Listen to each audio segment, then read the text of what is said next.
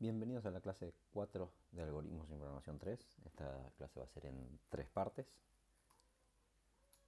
En la misma vamos a hablar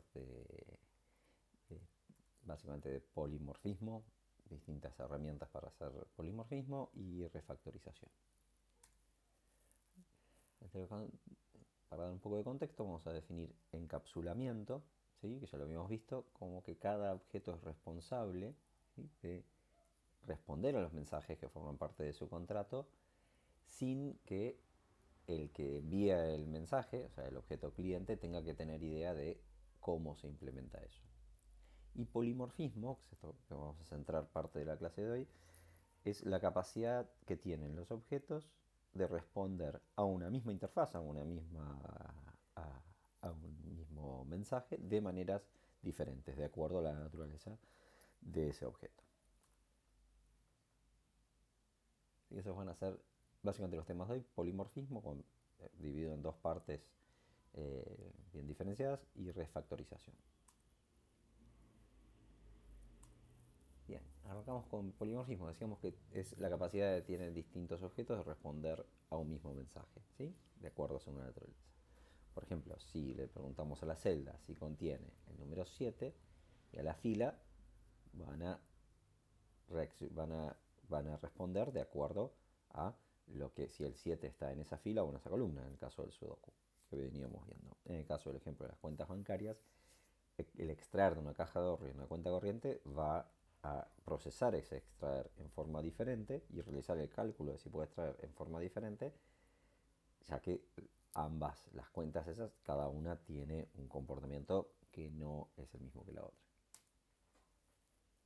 Bien, lenguaje basado con clases, ¿sí? El polimorfismo se da en que se define, digamos, para cada objeto en forma diferente, como, como se...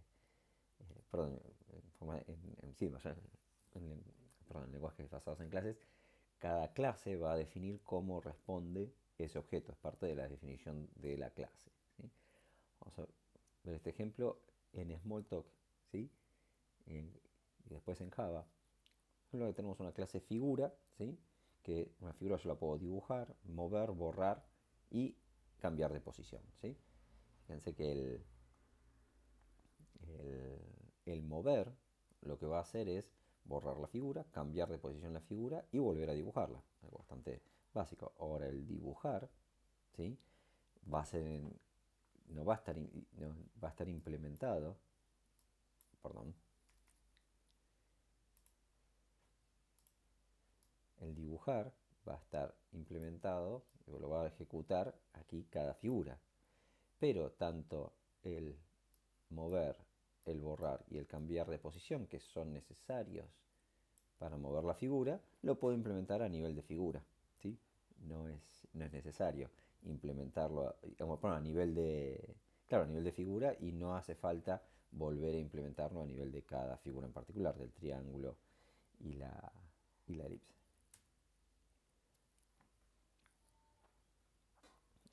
Ahora, en el caso de Java, ¿sí?, si figura, en el caso de Java, en este caso sería exactamente igual porque todos heredan. Ahora, si figura fuese abstracto, ¿sí?, ¿qué pasa con la verificación estática? ¿Sí? O sea, ¿cómo sabe Java? O sea, ¿qué me obliga Java a hacer? O un lenguaje con programación estática, ¿qué es lo que se fija en que yo pueda hacer en un caso como cuando quiero dibujar un montón de figuras? ¿Sí? Pensemos un poco cuál es la diferencia entre Java y Smalltalk en este caso, y veamos después en clase a ver de dónde ven esa diferencia. Bien, otro caso de polimorfismo que es interesante analizar es este: yo tengo una clase informe, ¿sí?, y en informe yo tengo definido cómo puedo obtener, tengo el título del informe, el autor, la introducción, el texto principal y el cierre, ¿sí? Desde cuando quiero imprimir un informe, básicamente voy a imprimir cada uno de los elementos, ¿sí? Ahora, acá defino como que introducción y cierre del informe se definen a nivel de informes, algo genérico. Pero título, autor y texto principal, fíjense que son eh, métodos abstractos. ¿Sí? Hemos visto que en UML el método abstracto se lo indica poniendo en versallitas el texto, ¿no? El texto así inclinado. Entonces, acá tenemos un informe formal. Acá, en el caso de informe formal, fíjense que estamos no solo implementamos título, autor y texto principal, sino que introducción y cierre también. Piensen, ¿yo puedo hacer esto? ¿No es que está implementado acá allá arriba?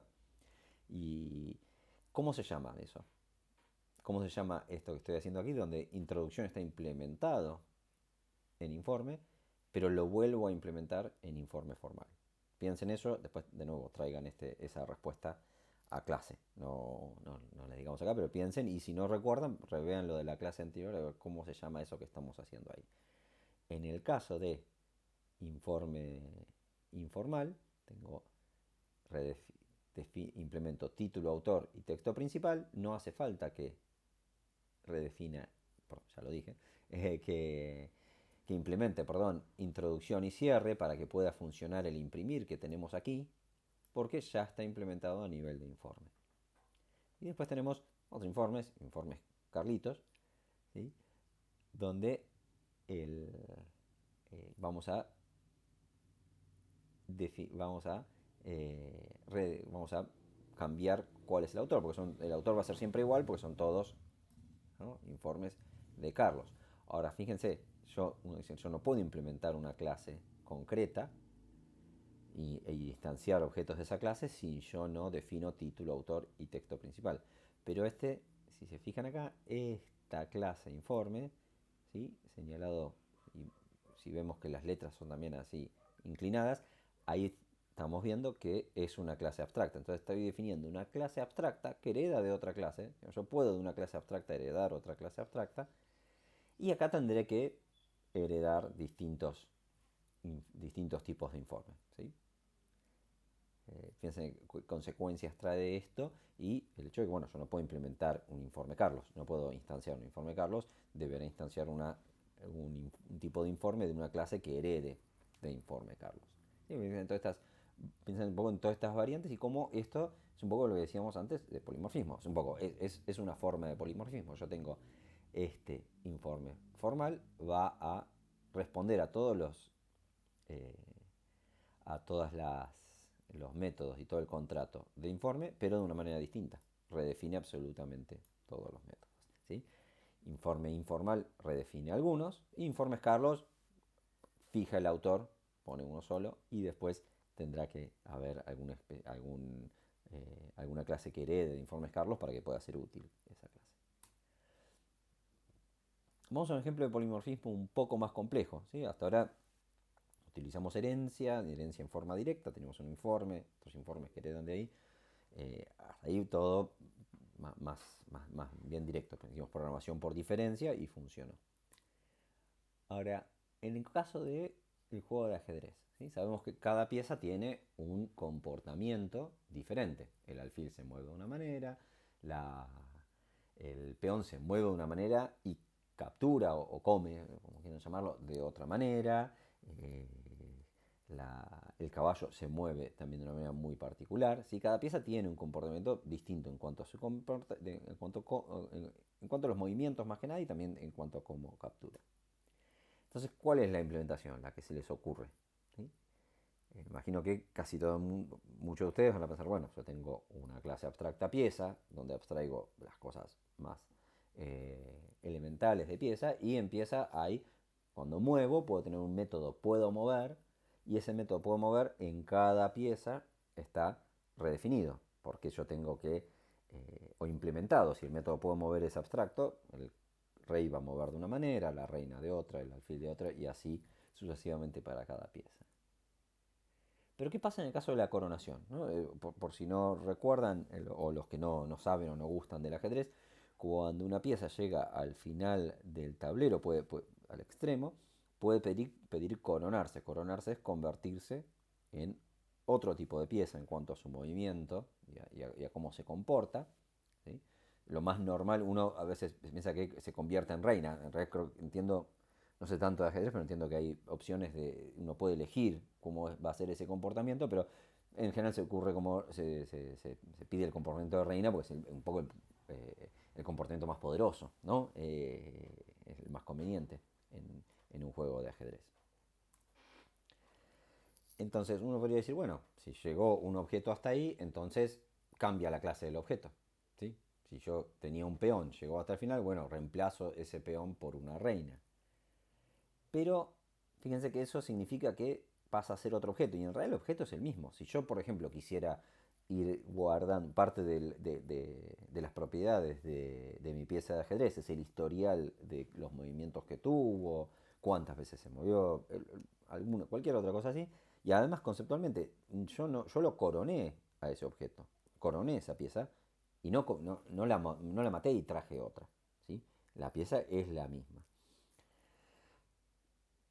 Entonces, ¿podría el objeto cambiar la clase? Y un objeto no puede cambiar la clase. ¿Sí?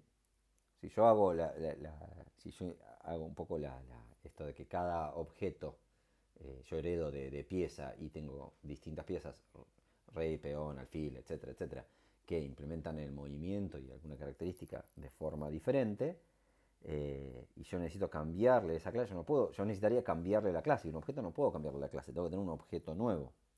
Y si yo no quiero, yo quiero que el objeto sea el mismo, porque la pieza es la misma, solamente que se coronó. ¿Sí? Entonces, ¿qué solución podemos encontrar? Hay formas de aplicar polimorfismo, pero acá ya no es tan obvio como heredar o cambiar un objeto. ¿Sí?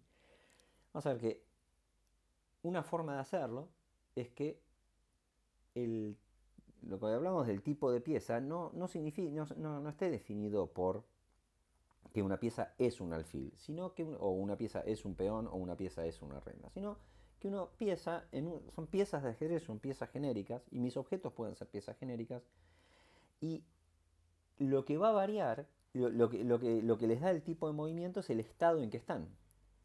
¿Sí? El estado en que están, un peón puede estar en estado de peón, pero cuando llega a determinado lugar puede coronarse y comportarse como reina. Entonces, fíjense en este caso, en cómo lo estaríamos manejando. Yo tengo la pieza y las piezas, esto no es una pieza abstracta, es una clase concreta y voy a instanciar piezas de la clase pieza. Voy a instanciar 18 piezas, de las cuales 8 de esas piezas van a estar van a instanciarse con un estado peón, 2 con un estado torre, 2 con un estado caballo, 2 con un estado alfil, una con estado reina y una con estado rey, ¿sí? Y ahí voy a terminar teniendo las 16 piezas de mi juego de ajedrez. ¿Sí? El mover de la pieza, ¿sí? Va a estar implementado y va a preguntar, che, ¿es posible tal movimiento? Y ese movimiento posible, en realidad, no se lo va a preguntar a sí mismo, acá faltaría, sino que se lo pregunta al estado. Esto está implementado aquí. El movimiento posible, fíjense que es abstracto también, porque el estado es abstracto. Ninguna pieza está en estado de estado, sino está en estado peón, torre, caballo. Y el cálculo de si puede mover en una dirección o si puede capturar de determinada manera, se da en cada uno de los estados. No se implementa en pieza. Fíjense que ahí logré un polimorfismo y sin herencia, y el problema de la coronación en ajedrez lo resolví. Porque simplemente cuando si un peón, por ejemplo, se corona, se elimina este estado y se coloca se reemplaza esto que es el estado al cual está asociado la pieza de peón, sacamos el estado peón, podemos un estado reina ahí, instanciamos un estado reina, lo colocamos ahí adentro de la propiedad del atributo del objeto y ya queda. Y resolvimos de una forma muy simple, no es fácil, no digo que sea fácil, pero sí simple, el problema de la coronación. Y dejamos de ver, fíjense que acá dejamos de ver la solución así trivial o que nos da la impresión, ni bien vemos el problema de que yo tengo pieza abstracta y heredo cada peón, torre, caballo, alfil como piezas concretas. ¿Sí? Sino que yo tengo piezas y las piezas son concretas y lo que pasa a ser abstracto es el estado y tengo implementaciones de estado. Piensen un poco esta solución y veámosla después en clase. No es trivial, no es intuitiva, ¿sí? Sí es simple, o sea, no es una situación compleja, pero no es fácil llegar a esto. No, seguramente no es lo primero que se les ocurre o que se les ocurrió a todo el mundo al implementar un ajedrez. Así que piénsenlo un poco y lo hablamos en clase. ¿Sí? ¿Para qué hicimos ahí? Claro, encapsulamos, ¿sí?, el método, o sea, usamos un método, ¿sí?, el movimiento posible en un objeto. Ese estado básicamente encapsula comportamiento. ¿Sí? Estamos tratando los métodos como objetos. Fíjense que en Smalltalk, si no lo vieron, ya lo van a ver, que los bloques de código son porciones de código, se pueden mandar como objetos de un lado a otro. De hecho, son objetos, hay delegados en C Sharp, hay funciones lambda en Java, pero más allá de estas soluciones en particular, aquí lo hicimos con una construcción con una forma clásica de objetos, sin usar ni bloques de código, ni expresiones lambda, ni nada por el estilo.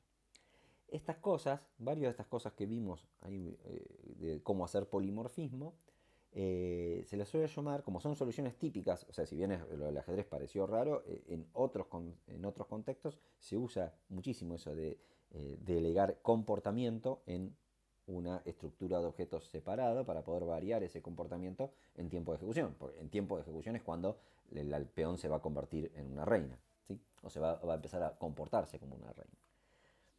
En el caso ese del peón que se comparte como una reina es lo que es parecido a lo que se llama el patrón comando strategy, ¿sí?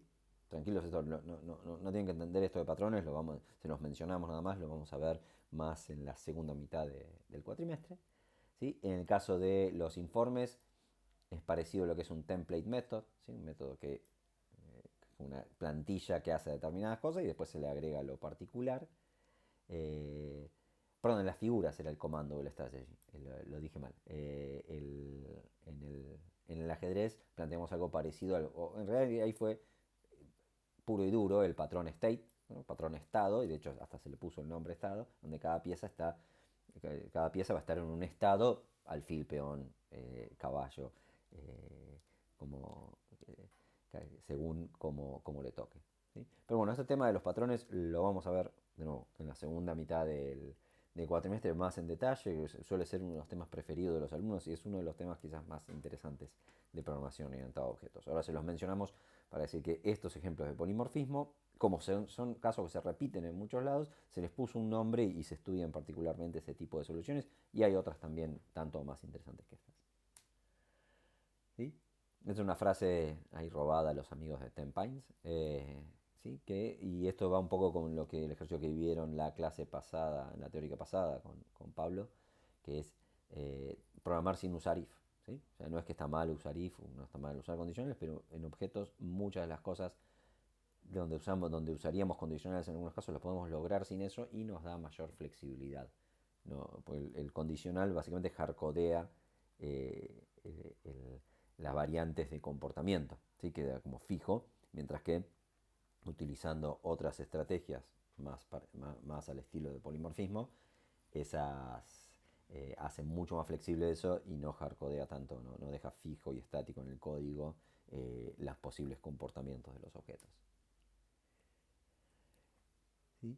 El polimorfismo, una de las cosas que lo hace posible es que el método que se va a invocar se toma en tiempo de ejecución y no en tiempo y no en tiempo de compilación. ¿Sí?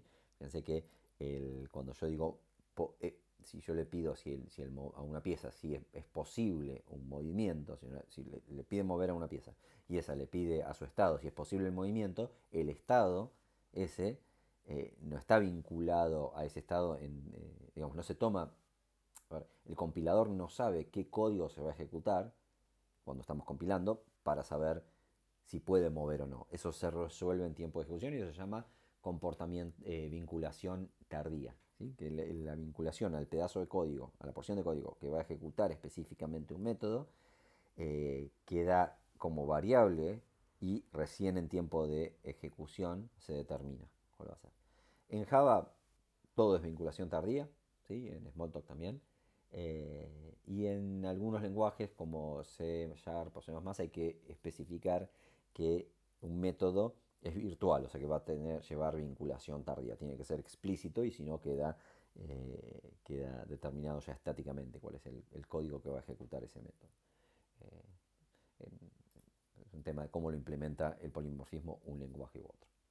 Bien, llegamos al fin de este tema, ¿sí? Las preguntas que deberían hacerse es ¿por qué el uso del if se contrapone al polimorfismo? ¿Por qué queremos hacer polimorfismo sin herencia? ¿Por qué no usamos herencia y listo? ¿Algún ejemplo de eso? ¿Y polimorfismo es sinónimo de vinculación tardía? ¿Son lo mismo o qué relación hay entre polimorfismo y vinculación tardía? No, miren hacia atrás. Si no encuentran las respuestas a preguntas, veámoslas y discutámoslas entre todos en clase. Vamos a ver el siguiente tema, pero eso es en la siguiente parte, en la siguiente grabación de esto. Muchas gracias y revean un poco esto y después pasen a la siguiente parte.